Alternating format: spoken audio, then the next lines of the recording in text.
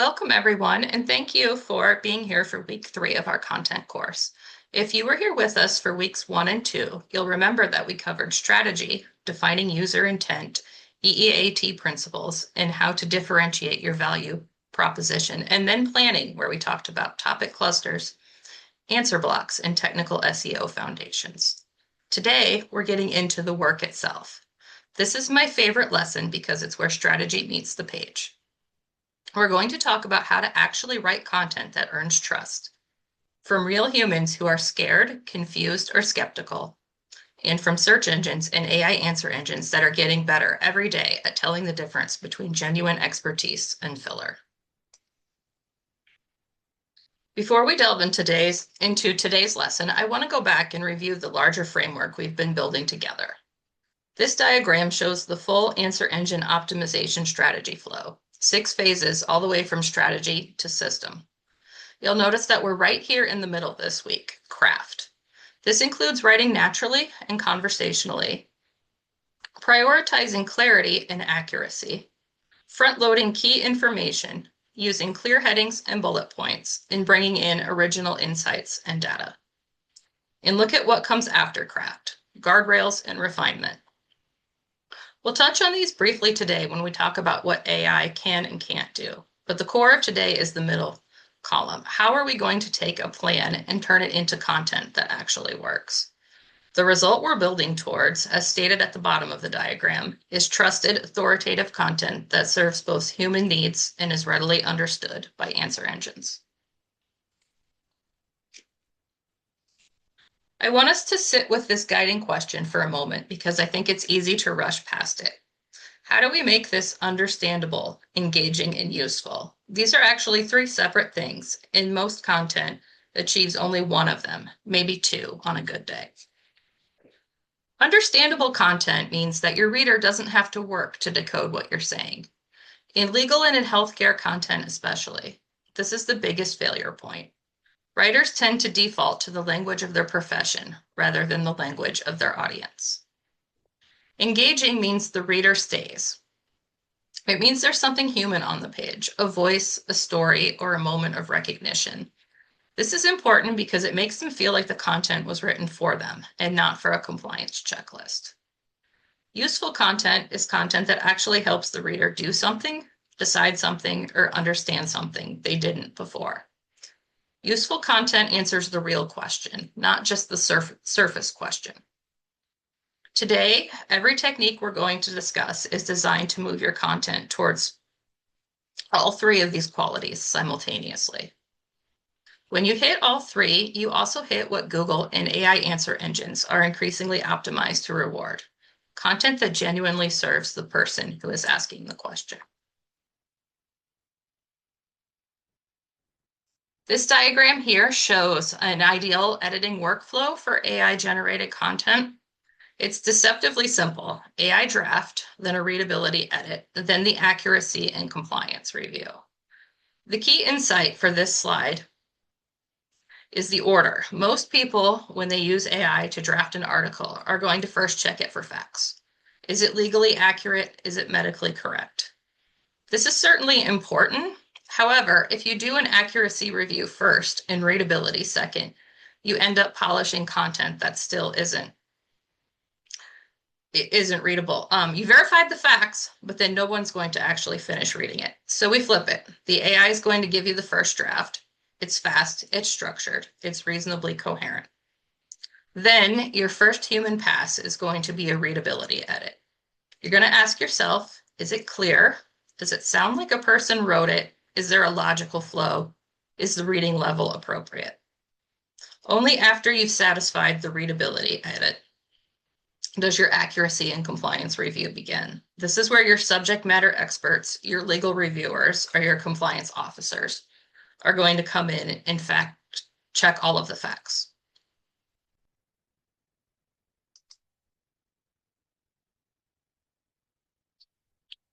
When we talk about readability and structure for humans and algorithms, it's important to remember that there's a lot of overlap.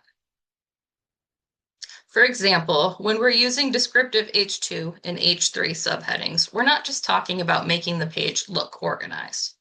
Headers that answer questions. What happens after a car accident, instead of just saying our process, are going to do 3 things at once. They're going to help the reader scan and self-select into the content that's relevant to them. They're going to signal to Google what each section is about, and they're going to map directly to the people also ask feature and voice search queries, which are increasingly driving traffic to your website. Front-loaded sentences are another underused tool in content writing. It's important to put the key information first and then the qualifications second. In legal content, our first impulse is often to do the opposite. We hedge, we qualify, and we disclaim, and then we get to the point. The problem is that readers have already left by then. Tight paragraphs, 3 to 4 sentences maximum for digital content, are going to matter because of how people actually read on screens. They scan, they dip in and out. A wall of text is going to signal effort, and most readers will abandon rather than engage. Now look at the right side of this slide. The AEO and the SEO overlap with plain language. This is important. Every readability best practice is also an SEO practice. Answering the question in the first paragraph triggers your featured snippets. Using the words your audience actually uses creates natural keyword alignment. Short, direct sentences improve readability scores and lower bounce rates. There's no real tension between writing for humans and writing for search engines because they both want the same thing.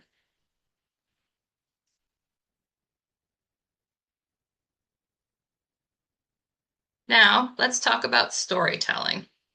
I want to address something upfront. In a legal and healthcare context, storytelling often tends to feel like a risk.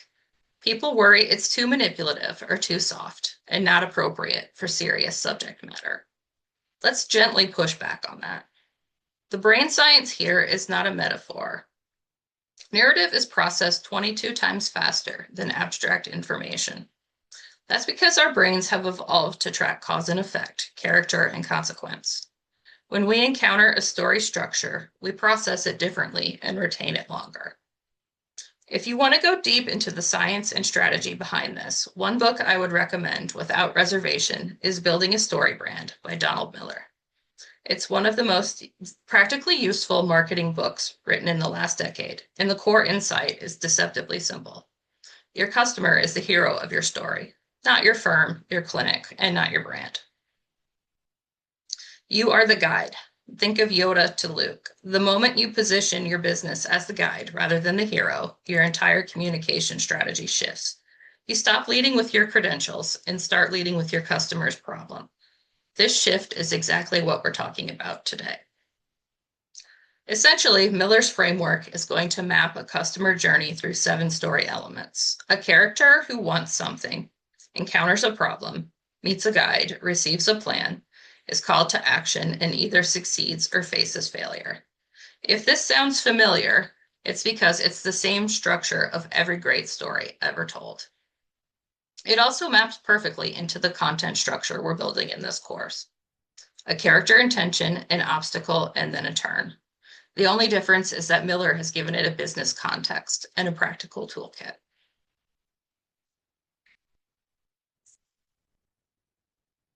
What makes StoryBrand especially relevant for legal and healthcare content is his treatment of the villain. In his framework, every good story has a villain. It's not necessarily a person, but it's a force that creates a problem that the customer is facing. For example, if you're a personal injury firm, the villain might be the insurance company that's undervaluing the claims or a system that's designed to be confusing. For a weight loss clinic, the villain might be conflicting information or programs that create shame instead of progress. Naming the villain explicitly in your content, giving your readers' frustration a recognizable face, is one of the fastest ways to create tension and trust. Trust is important because legal and medical content has a built-in trust deficit. People who are coming to your website are often scared, skeptical, or both. They've been burned before by confusing paperwork, by doctors who didn't explain things, or by firms that have overpromised and underdelivered. Story is the fastest path to credibility because it shows rather than tells. When you tell a story, you're saying, we've seen your situation before. We know what it feels like. We know what to do. And that's the guide positioning Miller is talking about. You're not necessarily saying we're the best. You're saying we've walked this road with you, with people who are just like you, and here's what we found. And then there's the AEO implication, of course. Featured snippets and AI-generated answers favor content that answers a human question. When someone asks, what should I do after a slip and fall accident?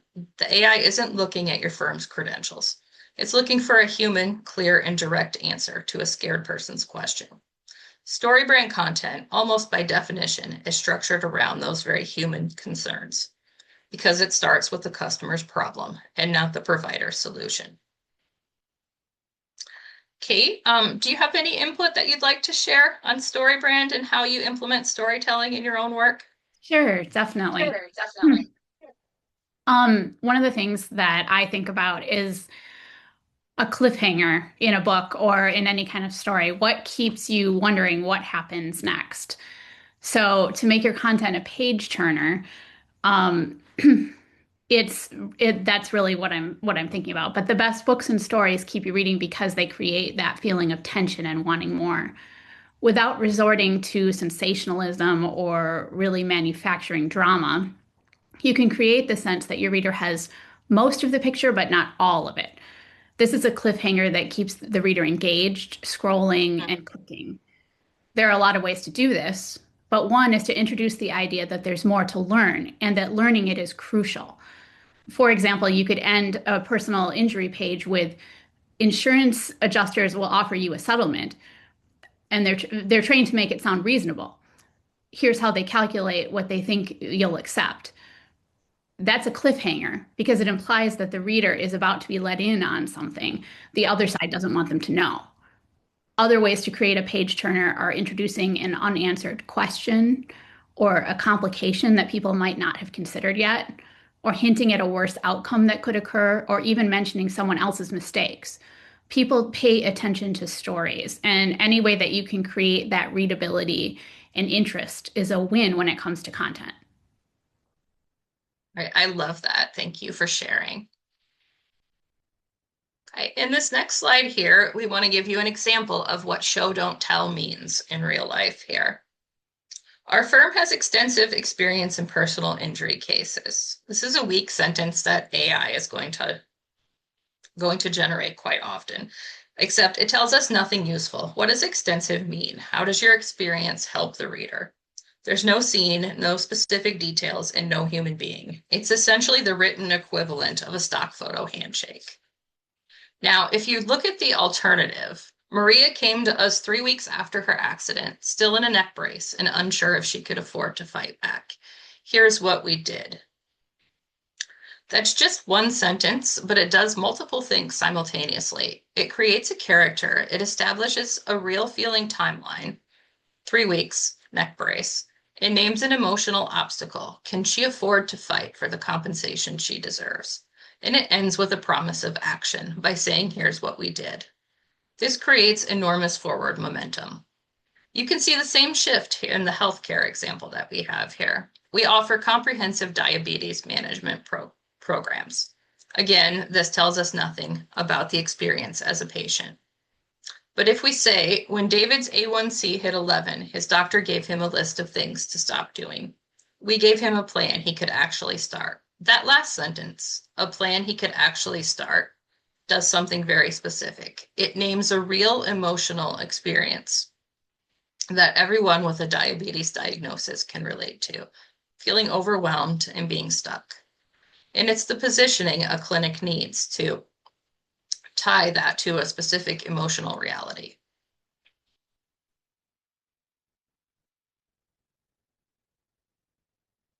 Now, let's talk about a reading level problem. This is important because the data here is stark and most people who work in professional services haven't fully reckoned with it. Typically, legal and healthcare content is written at a 12th grade or collegiate reading level. Most legal documents, terms of services, and clinical summaries are written by people with advanced degrees and intended to be read by other people with advanced degrees. However, the average American reads at an 8th grade level, and this is the part that matters for your specific audience. Your reading comprehension drops significantly under stress. Your potential clients aren't reading your website when they're feeling calm and focused. They've just gotten into a car accident. They've just gotten a scary diagnosis. They're distracted and maybe in pain. Under those conditions, even people who have a really high baseline reading ability are going to struggle with complex text.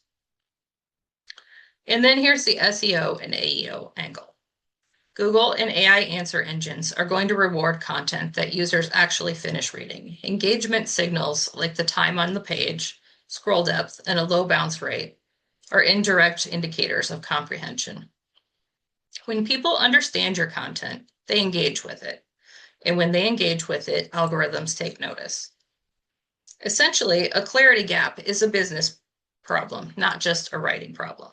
If your competitor writes at an 8th grade level and you write at a collegiate level, and a scared person lands on both pages, they will stay on your competitor's page. Essentially, clarity is conversion.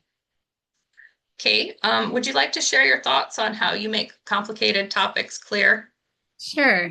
One of the things I do is think about the vocabulary I use. I try to stick to the vocabulary most adults use regularly.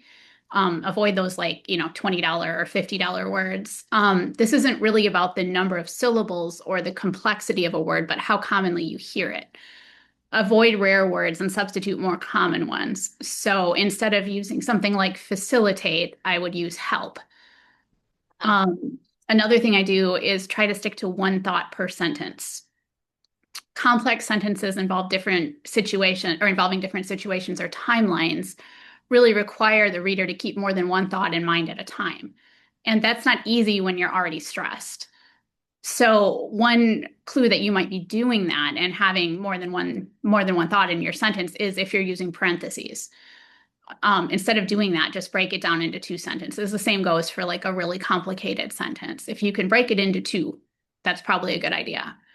Then another thing is jargon and acronyms too. So like say that you have an inside joke with your spouse. You might laugh at that joke together, but you wouldn't try to use it in a larger group because no one else would get it. And jargon is like that too. It's really any term that only an inside group would know. And you should try to avoid using that in your content if you can. And if you have to use it, make sure that you define it right away so your reader is in the know. And the same goes for acronyms. That's a really good point. And I think sometimes we like to go with the big words because a beginning writer they believe it makes them sound smart. And so your impulse is to mash in all of those vocabulary words instead of thinking about how you'd explain a topic to a friend. Which actually brings us to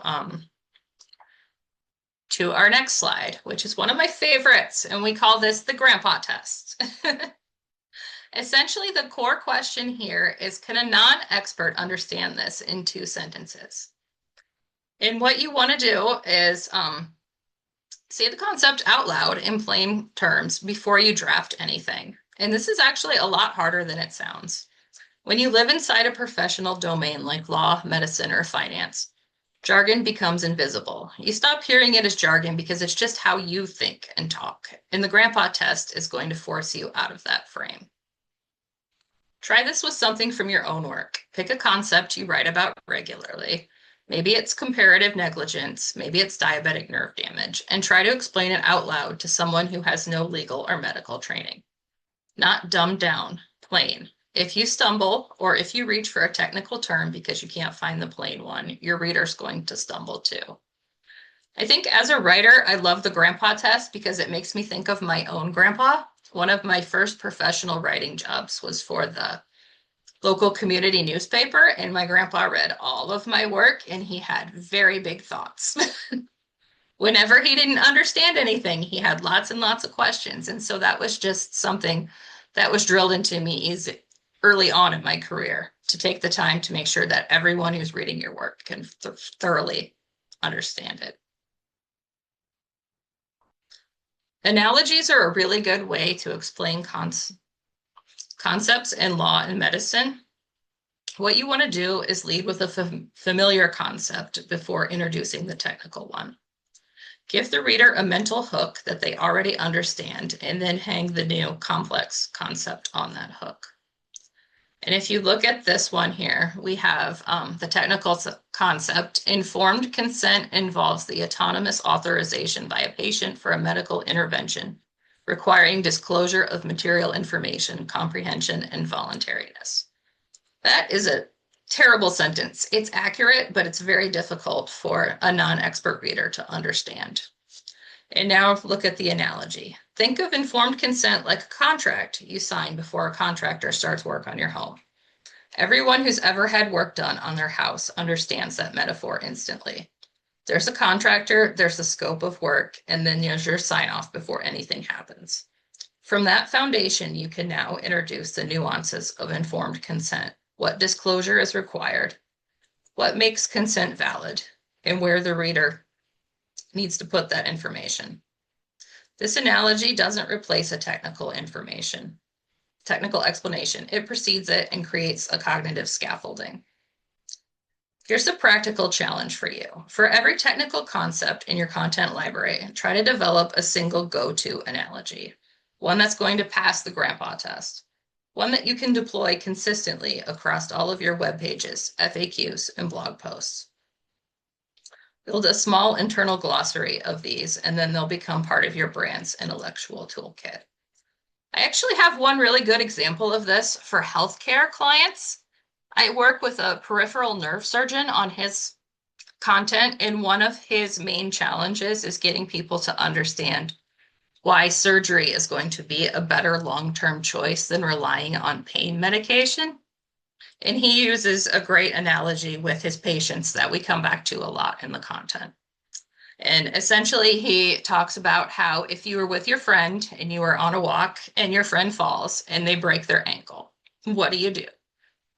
You're going to take your friend to the doctor and you're going to get that evaluated and you're going to get a cast on that because that's how you actually solve the problem. And in his analogy, surgery is solving the problem. Pain medication is the equivalent of just stuffing a gag in your friend's mouth. You can't hear them scream. You can't hear them being in pain, but they are still very much in pain. All you've done is just make their discomfort more convenient for you to deal with. And I think that is, that's certainly memorable.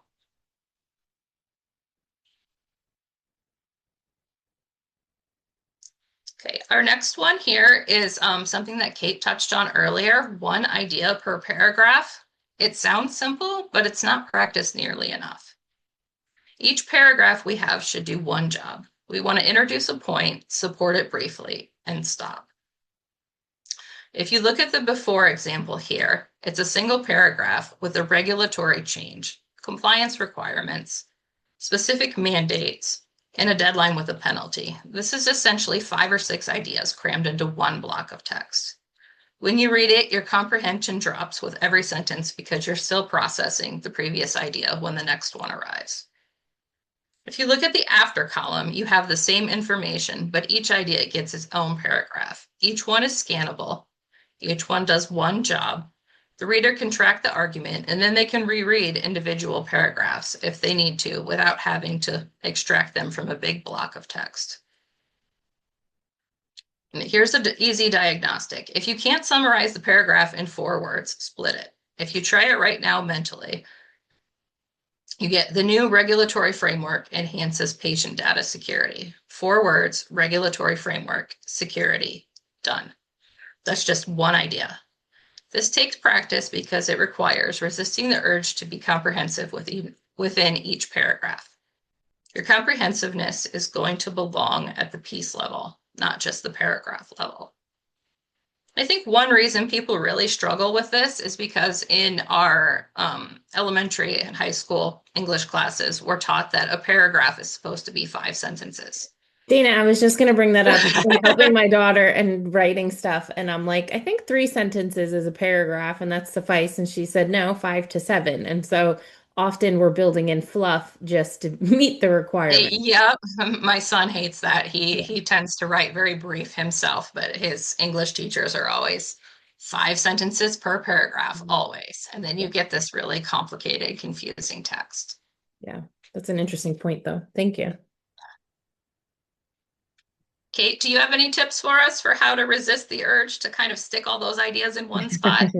Sure. Yeah. Well, one of the things I was thinking about is just what you were touching on, that like the length of the paragraph. If I am looking at something that I've written or that AI's written and I'm thinking about it for the reader, I notice long paragraphs and have to think hard about those. So it's a big deal because people are reading on mobile and don't have a ton of time and attention to give to what they read right now.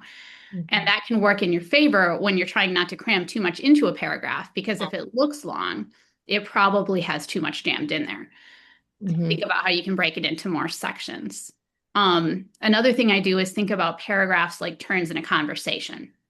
We've all been stuck talking to someone who doesn't understand turn taking in a conversation, like at a cocktail party or whatever. You seem to talk and talk without taking a breath.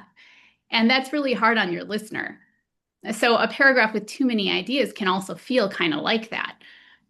I like to think about how it would sound if I were saying this paragraph out loud to someone. Where would I expect them to nod or ask a question or just acknowledge what I was saying? That's a good place to create a new paragraph.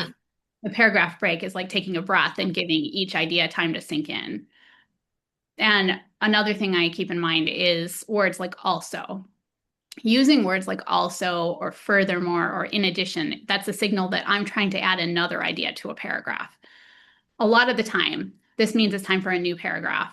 And those words actually make a great transition to keep things moving slowly or flowing smoothly, from one paragraph to another one. I love that. Thank you. Can I ask a question with that? Yeah, I've sure. noticed with AI, though, it tends to spit out this content that is often very one line heavy. If you notice, and sometimes that drives me bananas because it's written almost like sales copy all the time, like these, it's a certain style to it.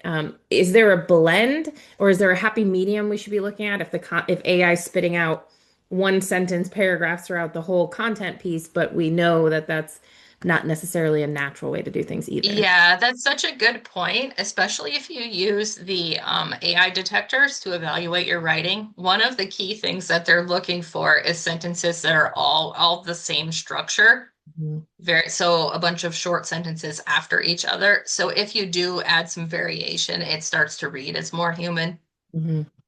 Yeah. And I think it's just a judgment call. Sometimes a bunch of short sentences make sense, and sometimes one long one makes sense. You just have to really think about what's the most useful for a human in that particular context. Awesome. All right. Here we have active voice and present tense. This is really important because passive voice is going to create distance. If you look at the example, a response must be submitted within 30 days. It doesn't tell you who submits it, and it doesn't say, it's just impersonal and slightly ominous in the way that passive voice always is. It sounds like something that's bad is going to happen if this unnamed action isn't taken by an unnamed person. Now, if you say you have 30 days to respond, you have a subject, a verb, and an object. You have time. It's direct, human, and clear. The practical note on this slide worth highlighting for anyone who uses AI to generate content is always include use active voice in your AI rewrite prompts. Most AI models are going to default to passive voice surprisingly often, especially when writing about processes, policies, or procedures. A simple instruction in your prompt is going to prevent a lot of manual cleanup. And here's a quick self-audit you can do on any piece of content. Search for the words is, are, was, be, been, and being, followed by a verb ending in ed. Every time you find that pattern, you've probably found passive construction. Review it and ask yourself, who is doing this action? Then put that actor in the front of the sentence. Okay. I just included some examples here because I know that passive voice is something that people who were not English majors often struggle with. In a legal context, we have just the top one here is one that I see very often. Our clients are represented with dedication. It's better to be direct and say we dedicate ourselves to every client. Cases are handled with the utmost care. We handle every case with care. You want to make sure that you are the person who is doing the action and that that's really clear to the person who is reading your content. And then on this slide, we have some that are just essentially tailored to a healthcare audience. Again, your health is our top priority. We put your health first. Appointments can be scheduled online. Schedule your appointment online. Just be clear, simple, and direct.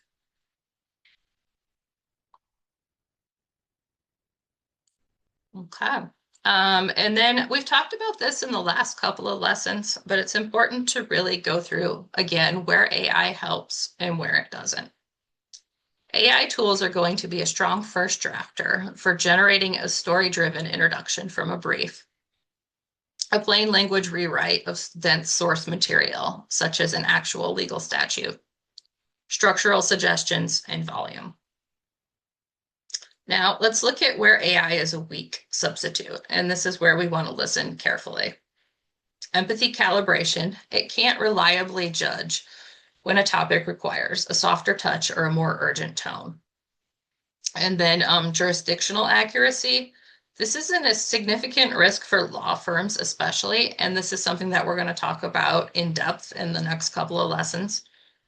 AI will confidently state things about state-specific legal requirements that may be outdated or simply wrong. It's going to sound authoritative even when it's incorrect. Brand voice at depth. AI can approximate your writing style over a short piece, but it's going to flatten nuance the longer the content gets. A distinctive voice that makes your brand recognizable will get diluted without careful human review. And then ethical judgment in both legal and healthcare contexts. There's always going to be a gap between what can be said and what should be said. AI often does not navigate that gap reliably. All right, so the next thing that we're going to do here is a live demo of the process that the content team uses to create content. And I'm going to show this using Claude because that's my personal favorite. However, the same principles would apply to ChatGPT or Gemini or any other AI writing tool that you'd like to use. All right, can you see my screen with the content prompt? Okay. All right, so this is the prompt that we talked about in the last section, I believe.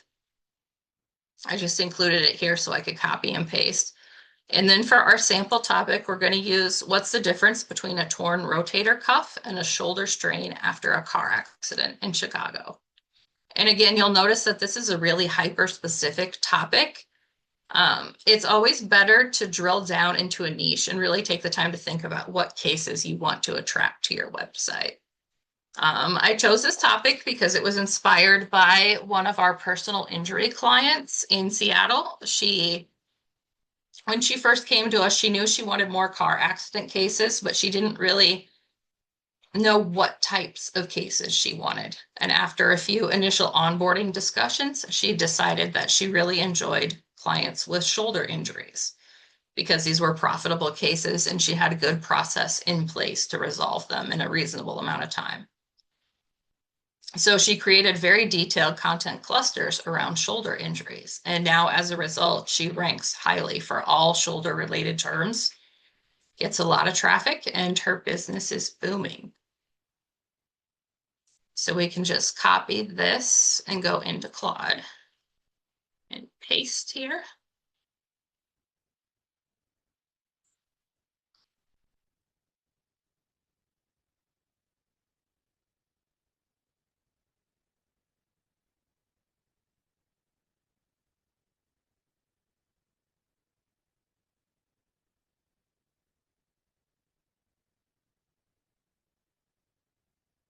I'm sure Kate's noticed right away that this is really highly structured with the bulleted lists. In short paragraphs, no 5 sentences.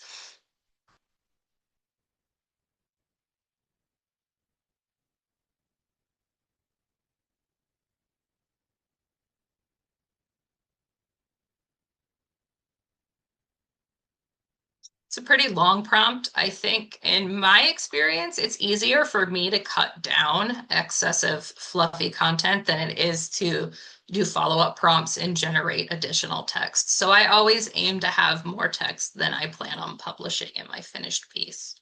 But again, I think that's a matter of personal preference. Are you the same way, Kate? Yeah, I think so. It's way easier to cut for sure.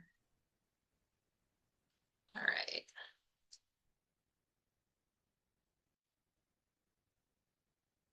Okay, so the first thing I like to do is just copy this text into a Word document or a Google Doc so I can make my edits.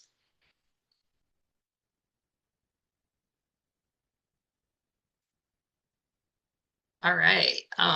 So you'll notice that it changed the title here. It's not a bad title, but because AEO does like questions, I think what I would do is keep the original question that I had. I would just perhaps leave out the in Chicago, simply because I don't think people are going to be searching for things with that level of specificity. We can include the keywords in the meta descriptions, however, for this content. And then this short answer, we can also call this section something like key takeaways. This is something that a growing number of our strategists are including in content when they go back and optimize things. In DSS, we often format this as a pull quote, and that will show up as a gray box at the top of your page. So it's really easy to visually look at to get the key point. And it's attractive to search engines.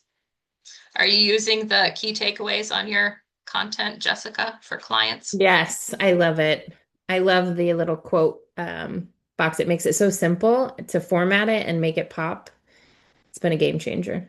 All right. So yeah, this one here is just kind of 3 short sentences, but you could also format this as a bulleted list if you wanted. I think that's just a matter of personal preference. We have what's really going on inside your shoulder. This is okay. I think you could leave this if you wanted to. In my opinion, I don't like that subhead underneath the box. I typically get rid of that myself. Then we have the intro here. This is a really good intro because it's simply explained. And then we go down into understanding the difference. We have an H2, H3 here for shoulder strain because I got rid of the initial H2. You're going to want to change that to an H2. A strain affects the muscles or tendons in your shoulder, but not the rotator cuff specifically. Think of it as an overstretching injury. The fibers get pulled beyond their normal range, causing micro tears or inflammation. And then we have the symptoms. I like that this is a bulleted list, and I like that strains respond well to rest, ice, and physical therapy. You'll see meaningful improvement within 2 to 6 weeks. Overall, this isn't bad, but I'd like to see an analogy in there, I think. So if we go back to Claude, we can ask for an analogy that helps explain shoulder strain.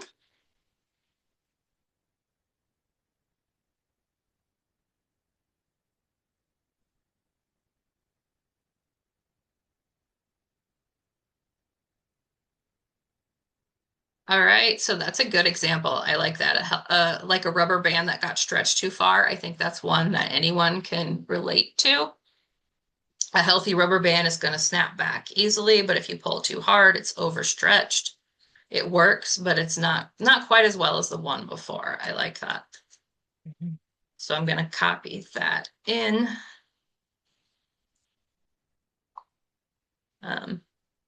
Actually, I think I'm going to use the analogy instead of what we have here.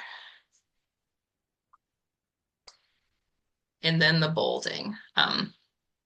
Kate, Jessica, how do you feel about bolded text within paragraphs? This is a point of contention with the content team. Go ahead, Kate. Well, I think used sparingly, I mean, the eye goes right to it. And so if you have a lot of bolded text, you run the risk of sort of, it's like you're yelling all the time. So occasionally. Yeah, I think most LLMs tend to overbold the text. I get rid of a large portion of the bolding when I'm working on things. I agree. I do like it sparingly, especially to, draw eyes to a certain point that you really want Mhm. people to see or to resonate with. But it's easy to get bold happy. And so sometimes I have to look at it and be like, okay, that is way too much, and then go back. It's all very important, but not every single sentence is very important. So Yeah, if you bold it all, then none of it's important. yeah. Exactly. All right, so I think we're going to ask for another analogy for the rotator cuff.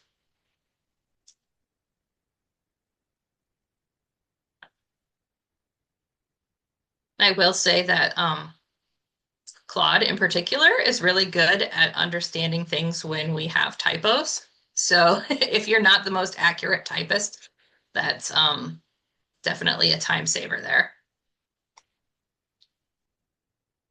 Okay. So a torn rotator cuff is like a frayed or snapped cable on a suspension bridge. The cables don't just hold the bridge up, they control the tension, distribute weight, and keep it all stable under stress. When one cable frays or snaps, the bridge doesn't collapse immediately, but it starts to sag, shift, and struggle under loads it used to handle easily. Yeah, I think that's really vivid. hmm And it actually gave us a really nice simplified analogy to drop right into the article. So I think that is much better than this initial boring thing that we have here. And again, we have that nice bulleted list with the symptoms of a rotator cuff tear. And then here's an example of the bolding that I would leave. Here's the critical point. Rotator cuff tears don't always cause immediate dramatic pain. That's a key thing to have here if you're trying to understand the difference between the two of them. So I would leave that bolded. Then we have down here, we have our H2 important variations, exceptions, and complicating factors. Then I like to look at the H3s underneath the H2. In DSS for a longer piece of content, we typically use the table of contents, and that's going to pull each of your H2s and your H3s. So you want to think about this as an outline that's going to quickly explain the key points that you're trying to make. So having these be really descriptive is important.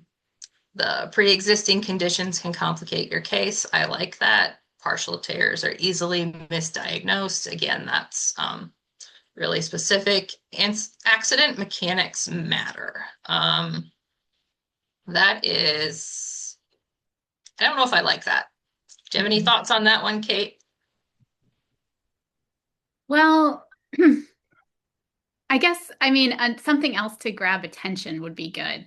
It does feel Yeah. a little dry again. hmm I don't know about using an analogy, but what do you think? Do you think an analogy or you think something else? I think maybe just I'd like to see some alternative headlines for this.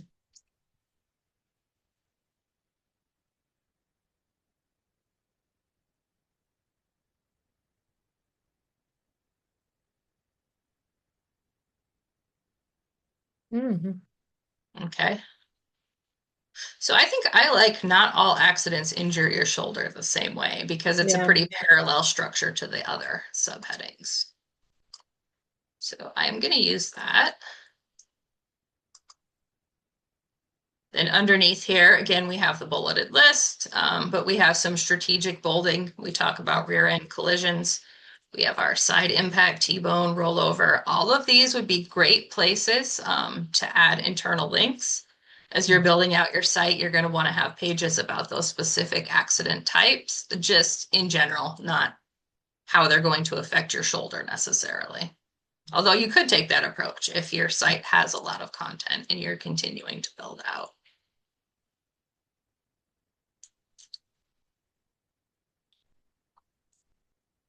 Okay.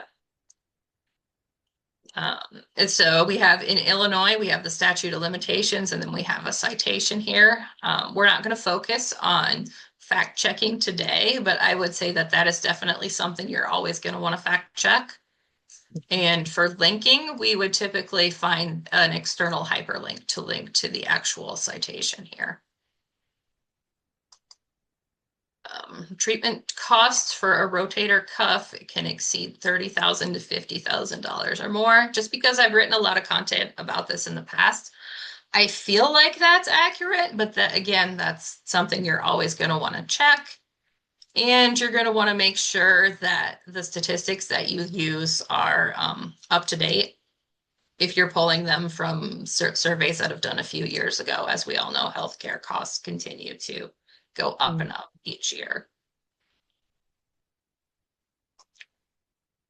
All right, what you should do right now. So we have a list for see a doctor immediately, request an MRI. These are all pretty good things. However, this doesn't really get into the role of a personal injury attorney. I don't like that. Mm-hmm. So what I would do here is I would copy this.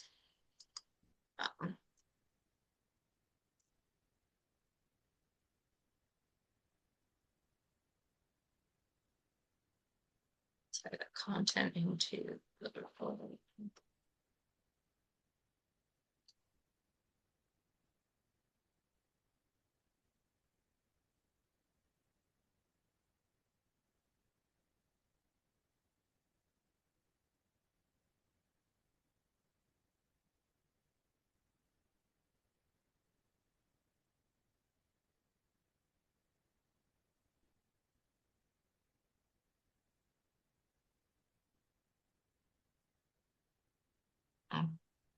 Yeah, and you'll notice that since I mentioned being concerned about AEO in the prompt, it's going to give you its recommendations with every follow-up.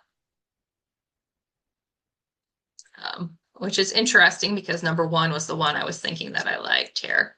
Mm-hmm. I like this because it does have the Chicago personal injury attorney. We've got that keyword that we want. We could add Chicago in there, add personal injury lawyer for some natural variations. Yeah, I think I'm going to go with this one here.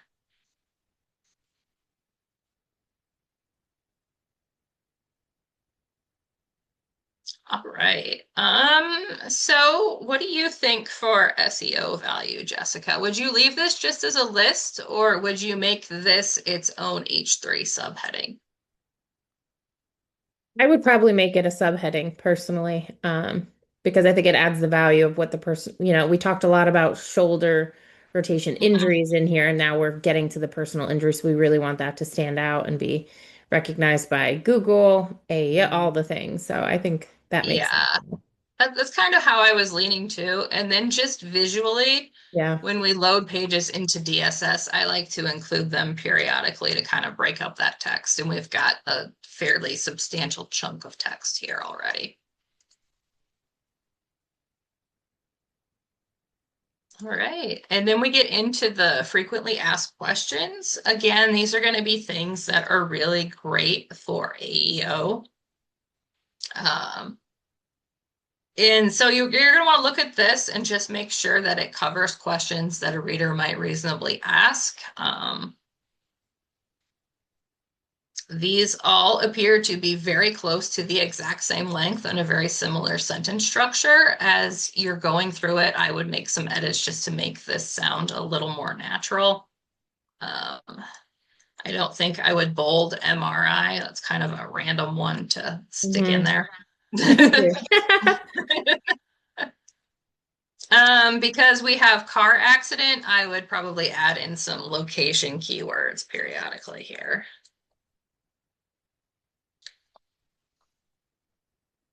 Okay. And do you have a process for how you like to add them in, Jessica? I typically go like every 3 or 4 paragraphs, I stick it in the location.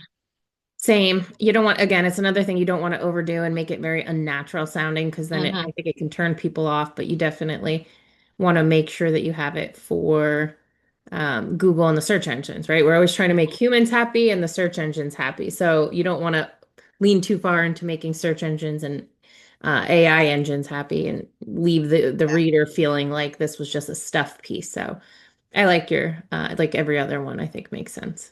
Exactly. And then I was going to put it here, but then I see that we have Chicago down there. I don't like them so close together. So Hmm. I think we're going to leave that one out. An orthopedic specialist randomly bolded. Not a fan of that. All right. As you're adding this into DSS for this one, I would probably set up my page using the content accordion panel. And then as I worked on building out my site, I would create longer articles to talk about some of these. How do the doctors tell the difference between a strain and a rotator cuff tear? That would be a good topic because you can really get into the science and you can do those external links that are going to increase the authority of your site. So then as you'd create a separate page, you would just link to the bigger answer somewhere in here. So a reader who is really interested in that specific question has a natural next step to take. How long does a torn rotator cuff take to heal? That's, again, that would be another one with a really good potential for an article. Or if you don't want to have another article on your site about that, you could find an external link from an authoritative medical source. A local hospital would be a good one. The orthopedics department probably has some content on that you can use. Okay, and then at the end here, Claude suggested that we have a disclaimer. This article is intended for general informational purposes and does not constitute legal or medical advice. So these disclaimers are going to vary what's required according to what state you're practicing law in. You should always consult your bar association and make sure that they're added in the appropriate place. You'll notice that this prompt does not include a concrete call to action. It's not urging the reader to contact the law firm to schedule an appointment. This is something you could definitely include in your prompt and have Claude do it.